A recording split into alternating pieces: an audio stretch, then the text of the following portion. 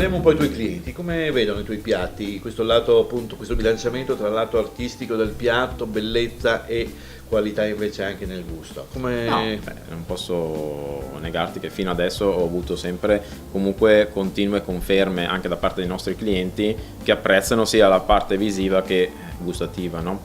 E quello che ho detto poc'anzi anche loro l'hanno riscontrato molte volte, dove dici ci sono tantissime realtà dove ti cade un palco appena lo metti in bocca. Quindi invece qua, bene o male, essendo anche un gusto morbido, definisco i miei piatti, non sono molto azzardati, rivedono questo. E siccome la clientela qui, abbiamo una fetta di clientela fissa e anche una clientela turistica, essendo come hai detto tu in piazza, in una piazza importante, accomodare i gusti anche dei turisti che sono abituati a tutt'altro non è molto semplice.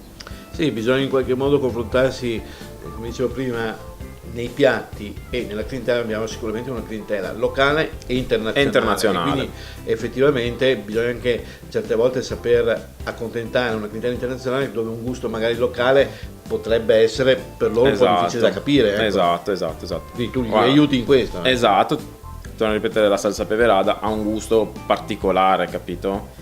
Cliente internazionale rimane un attimino un po' sbalordito, ecco. E quindi bisogna aiutarlo a entrare nel piatto, diciamo, tra virgolette. Ecco.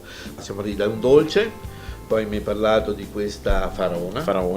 E un primo? Beh, un primo devo nominare per forza il risotto. Non è che posso... terra del riso. Non è che posso fare anche perché poi tutto sommato anche qui intorno di risi buoni si trova. Certo, beh, Bielone Nano, zona Verona, non possiamo mica negarlo, certo.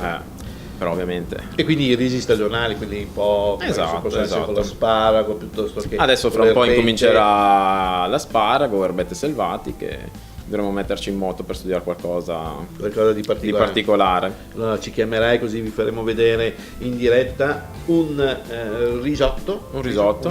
Sì, alle erbette, qualcosa di particolare. Va bene. Così poi vi spingeremo ad assaggiarlo.